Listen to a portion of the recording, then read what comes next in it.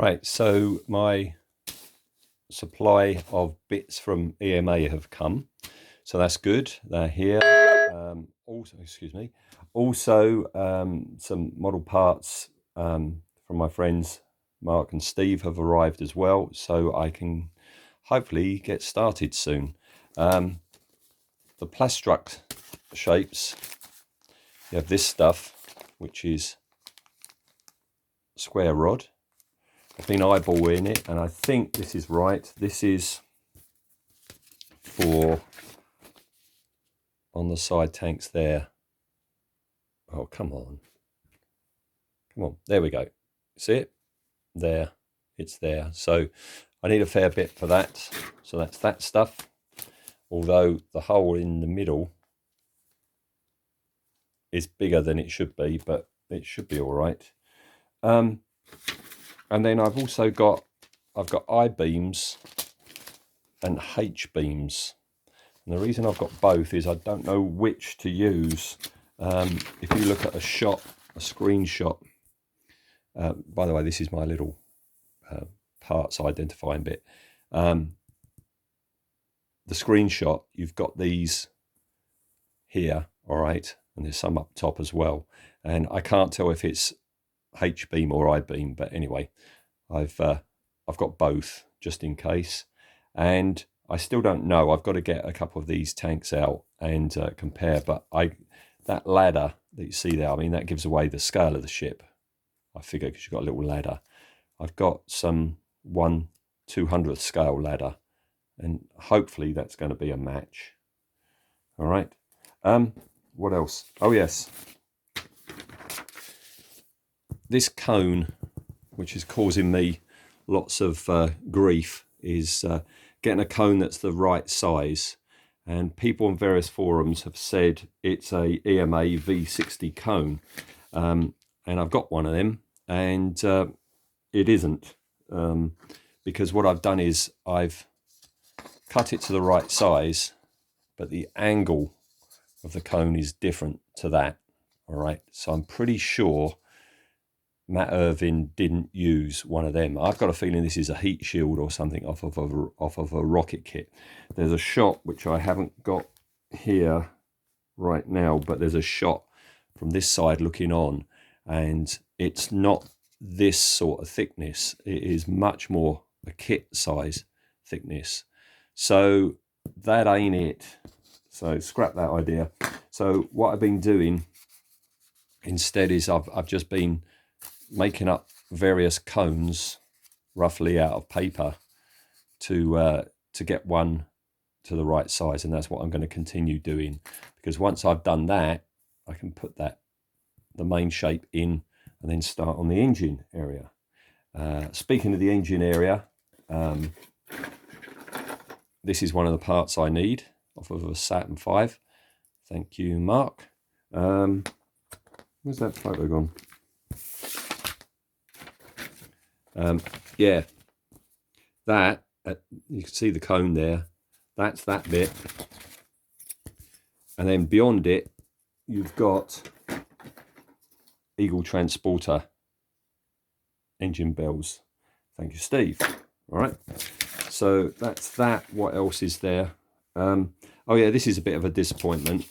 At the end of these space shuttle fuel tanks, you've got these hemispheres, and Mark's provided me with the ones that I thought would be right out of the Saturn V kit, and dimensionally it's absolutely spot on, even as that little nipply thing on the end, but scale wise it's wrong. It's a tad too small. It's got to be bigger than that. So I'm thinking this is a EMA hemisphere, but no rush on doing that, because that's some way off the point where I need to actually attach them. All right. Oh yeah, let's just illustrate that, shall we? Stay. There's a tank. See, it's slightly smaller diameter than the end of the tank. See, far too small. Shame. I'll be returning them to Mark. And what else have we got? Oh yeah, this flange where the external rocket part from the space shuttle meets here, then you've got this shape afterwards, and then you've got all the gubbins. I don't know whether the bits have fallen off this side, or because it was only being filmed from the other side, they only bothered to detail that side. You see the lunar module bits that are in there. All right, but anyway, you've got this flange, and it looks like it's two flanges, or it's a part, or it's something that's got a slot in it going all the way around. Okay, you can see it clearly there as well. So what I did was I bought two EMA flanges with the idea of sticking the two together. But these, again, even though they're the right size, they're far too thick.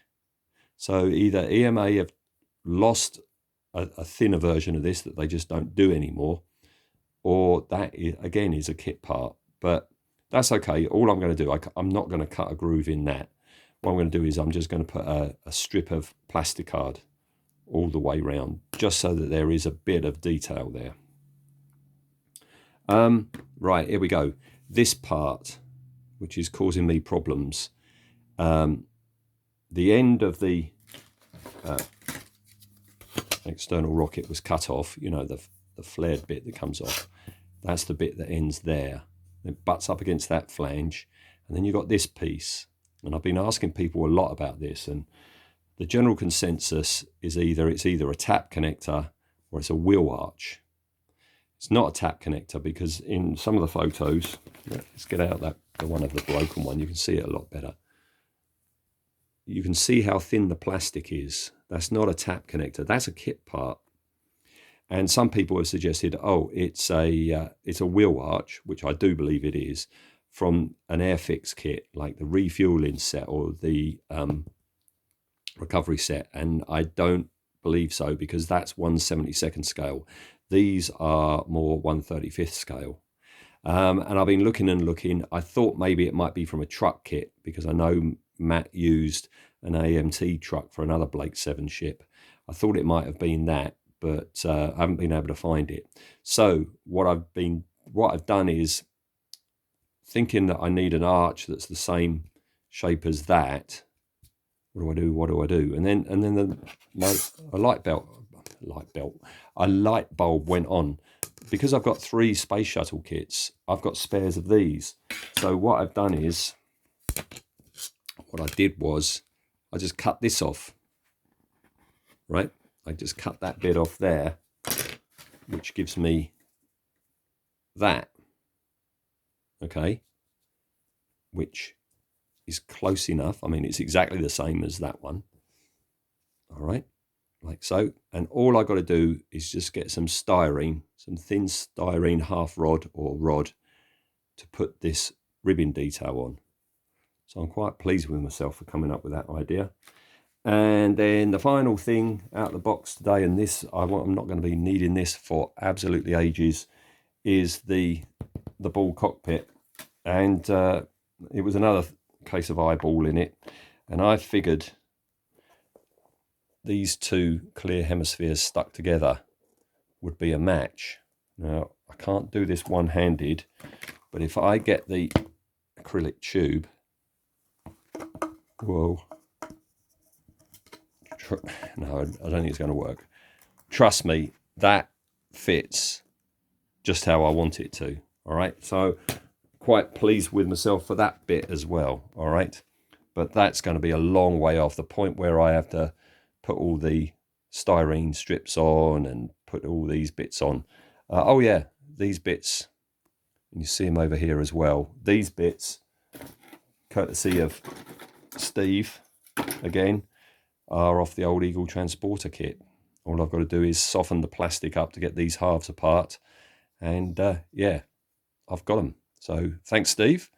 That's about it. I think the next thing I do before I even contemplate doing some assembling is, it's going to be very, very hard how to gauge what is top and bottom, what is square to everything else if I've got a clear rod. So I'm going to squirt some primer down the tube just to, you know, give a bit of colour in there, and I can see better what I'm doing. Otherwise, I'm seeing through to what's happening on the other side. All right, that was quite a lengthy update. Let's see what happens when I next come back.